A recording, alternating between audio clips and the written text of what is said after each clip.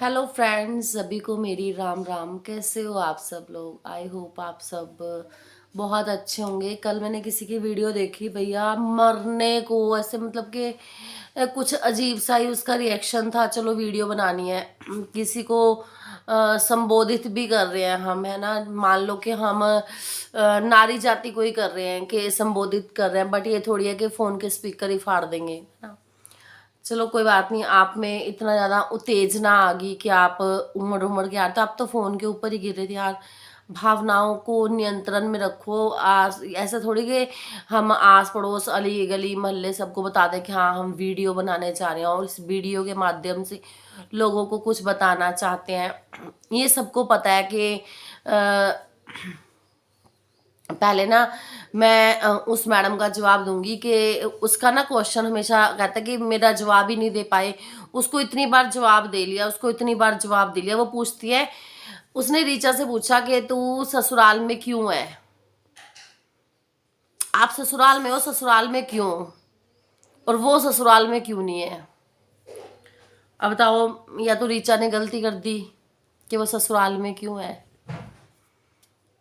वो ससुराल में क्यों नहीं है, उसको ससुराल वालों ने क्यों नहीं रखा। उसने खुद ही बताया है कि मैंने भगवान की मूर्तियां तोड़ी थी, सास के कपड़े फाड़े थे, अपने पीरियड्स वाले कपड़े सास के कपड़ों में रखे थे। तो अगर आपके घर में कोई बंदा आपके साथ ऐसा करेगा, मुझे भी अपनी बात का जवाब देना, ठीक है। अगर आपके साथ कोई ऐसा करेगा, आपके कपड़े फाड़ देगा पहनने वाले, क्या आप उसके साथ रहोगे? जो आपके पहनने वाले कपड़ों को ही रोज फाड़ देता हो, आपके रसोई के राशन को जो आप मर मर के कमा के लाते हो, ठीक है, और आप मेहनत कर रहे हो या आपके हस्बैंड मेहनत कर रहे हैं, उसको डस्टबिन में डाल देगा। क्या आप ऐसे पागल इंसान के साथ रहोगे, ऐसे साइको पर्सन के साथ रहोगे? इस कारण वो ससुराल में अपना घर नहीं बसा पाई, क्योंकि ससुराल एक ऐसी परीक्षा है हर लड़की के लिए जहाँ पे हर कोई पास नहीं हो सकता, ठीक है। हाँ, कई ससुराल वाले अच्छे नहीं होते भैया, नई बहू को एक्सेप्ट करते हैं बेटी के तौर पे, बट सभी ससुराल वाले भी बुरे नहीं होते। वो पहले ज़माने की बातें थी जब सामान लिमिटेड था, है ना। सामान लिमिटेड था और आकांक्षाएं बहुत ज़्यादा थी, तो इनकम भी इतनी नहीं थी। हर कुछ एक्सपेक्टेशन बहू के जो सामान आता था ना, उससे की जाती थी, जब आएगा तब ऐसे करेंगे। बट आजकल आप खुद ही बोल रहे हो कि वो समाज बदल चुका है, ये हो चुका है, वो हो चुका है ना। तो ससुराल वाले भी चेंज हो चुके हैं। अगर दहेज प्रथा, लड़कियां मॉडर्न हो चुकी हैं, तो ससुराल वाले भी मॉडर्न हो चुके हैं। हाँ, कई ऐसी लड़कियां, हाँ रीचा का बता देती हूँ मैं। रीचा ससुराल में, फिर आपका फिर वही क्वेश्चन है, रीचा ससुराल में क्यों रही? क्योंकि रीचा ने अपनी भावनाओं को अपने नियंत्रण में रखा। सास के कपड़े नहीं फाड़े, सास की मंदिर को अपना ही मंदिर समझ के पूजा की। जैसे सास पूजा करती थी वैसे वो भी पूजा करने लगी, और उसने अपने गंदे कपड़े अपनी सास के कपड़ों में नहीं रखे, सास को गाली गलौच नहीं करी, सास का राशन डस्टबिन में नहीं डाला, तो वो सास के मन में बस गई और उसको ससुराल वालों ने अपना लिया, ठीक है। बस इतनी सी बात है। उसने अपनी पढ़ाई लिखाई का जोर अपने ससुराल वालों को नहीं दिखाया, और अपने माता पिता की जो जिन्होंने अडॉप्ट किया हुआ था उनको उन्होंने दिखाया कि हाँ भाई, आपने जहाँ भेजा है मैं वहाँ पे आपको आपकी परवरिश दिखाऊंगी, कैसी आपकी परवरिश है। और उसमें वो अपना नाम कमा गई, ठीक है। वो अपना नाम कमा लिया उसने, वो अपने ससुराल में बस गई। बस इतनी सी बात है। अब हर एक किसी के बस की बात नहीं है ना। हाँ, फिर अब बात करते हैं कुछ लड़कियों की। कुछ लड़कियां ऐसी होती हैं, देखो, ये जो बोलते हैं ना कि माँ बाप चाहे कितना ही अनपढ़ क्यों ना हो, गलत शिक्षा बच्चे को कभी नहीं देगा। बट कई लड़कियां पढ़ाई लिखाई की एज में पढ़ाई लिखाई की एज में पढ़ाई लिखाई ना करके बस गली मोहल्ले के लड़कों से, है ना, और इधर उधर से, कॉलेज से, नहीं सोचती हैं ना कि हमारे पेरेंट्स कैसे पढ़ा रहे हैं हमें। बस पढ़ाई को तो साइड कर देती हैं और इधर उधर चक्कर चलाने लगती हैं, ठीक है। चक्कर चलाने लगती हैं, लड़कों को पटाने लगती हैं, है ना।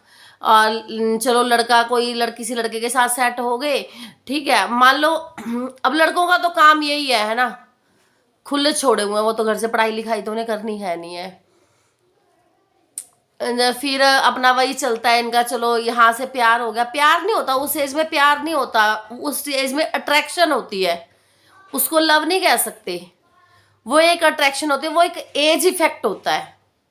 जो इंसान इस एज में अपनी इन चीज़ों को, अपने वो जो हार्मोनल चेंजेस होते हैं ना, है ना, एक एज के अकॉर्डिंग जब आप इस टीनेज में जाते हो तो आपको जो हार्मोनल चेंजेस होते हैं ना, उन हार्मोनल चेंजेस को कुछ लोग, कुछ गर्ल्स और बॉयज़ कंट्रोल में कर लेते हैं और कुछ गर्ल्स बॉयज़ नहीं कर पाते। जो गर्ल्स और बॉयज़ इन हार्मोनल चेंजेस को कंट्रोल में कर नहीं पाते, वो अपने पेरेंट्स के अगेंस्ट हो जाते हैं और फिर वही शादी वाला बंधन, फिर वही दामाद को तो देखो वही है ना, लड़कियां चाहे कदर करें ना करें और माँ बाप लड़की को चाहे एक्सेप्ट ना करें, उस लड़के को तो फिर भी दामाद की नज़र से देखने लगते हैं, ये दामाद है ना। बेशक से मिलना चिलना बोलना चालना बंद कर दें। अब देखो, सास की एक्सपेक्टेशन थी मुझे ये बहू चाहिए, मुझे वो बहू चाहिए, होती है ना भैया। हम अपने बच्चे को जिस लेवल तक पढ़ा रहे हैं, फिर हम अपनी एक्सपेक्टेशन भी सोच लेते हैं, हम ऐसी बहू लाएंगे वैसी बहू लाएंगे। अब वो बहू तो आनी नहीं है, क्योंकि बेटे ने तो कहीं कुछ और ही आधी पढ़ी लिखी पसंद कर ली। ना तो वो क्वालिफाइड ही है, ना वो अनक्वालिफाइड है, वो तो बीच की लटकी हुई बहू है ना। क्योंकि जहाँ तक प्यार के चक्कर में नहीं आई थी, पढ़ रही थी, जहाँ तक प्यार के चक्कर में आई, फिर वही है कि सास के मन में नहीं चढ़ी बहू, फिर वहीं से मिसअंडरस्टैंडिंग शुरू, और माँ बाप तो फिर भी बुला ही लेते हैं लड़की को। बस यही है, यही चलता रहता है। क्योंकि फिर पता क्या, बोल्ड बनना है ना, बनो बोल्ड। बोल्ड ऐसे बनो कि अगर तुमने ये वाले स्टेप्स भी उठाए ना, तो जो हमारे इतने रूल्स रेगुलेशंस लॉ बना है ना, कानून बने हैं, नियम बने हैं, उसको फॉलो करो। घरेलू हिंसा मत करो, ना सास को मारो ना सास बहू को मारे। जो फिजिकली जो अटैक होता है या मेंटली अटैक होता है वो मत करो। जो अपना कानून के दायरे में रह के जितनी सीमाएं कानून ने दी हैं, उसको उसके अंडर रह के उन चीज़ों को फॉलो करो, वो होता है बोल्डनेस। ठीक है। और ज़्यादातर अपने घर बसाने की कोशिश करनी चाहिए, क्योंकि उजाड़ने में तो 1 मिनट लगता है और बसाने में पूरी ज़िंदगी निकल जाती है एक औरत को, अपनी गृहस्थी, अपना विश्वास बनाने में। तो कई लोगों को मेरी बातें कड़वी लगेंगी कि नहीं नहीं ऐसा नहीं होता, प्यार करना कोई वो नहीं है। नहीं, प्यार करना, हाँ, अपनी फैमिली देखो भाई, अपनी फैमिली का, अपने घर दर का सबको पता होता है कि हमारी फैमिली ये चीज़ अलाउड करेगी नहीं करेगी। ठीक है। तो और ना, मैं ये सच बात बोल रही हूँ, ये बातें काफ़ी लोगों को बुरी भी लगेंगी, बट वो उस टाइम ना वो प्यार वाली फीलिंग नहीं होती है, वो सिर्फ एक अट्रैक्शन होती है। बट जब हम, जिस एज में मैं हूँ ना, उस एज तक पहुँचते पहुँचते हम उस चीज़ का पश्चाताप भी करने लगते हैं, अगर हम अपने पैरों पे स्टैंड ना हो पाए। फिर हम सोचते हैं कि काश हम उस टाइम उस चीज़ में ना लग के ना अपनी पढ़ाई पे फोकस किया होता ना, तो आज हम अपने पैरों पे स्टैंड होते। तो उस चीज़ का पश्चाताप बाद में होता है। वो वैसे भी होता है जब हम पेरेंट्स को इग्नोर करते हैं ना, पेरेंट्स बोलते रहते हैं पढ़ लो पढ़ लो पढ़ लो, और हम नहीं पढ़ते हैं ना, उस चीज़ का पछतावा भी होता है। तो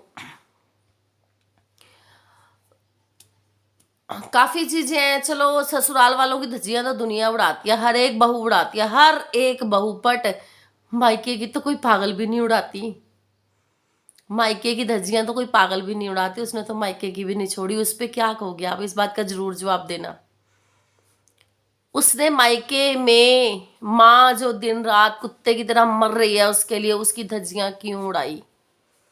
इस बात का जवाब मुझे जरूर जरूर देना, आपके जवाब का इंतजार रहेगा।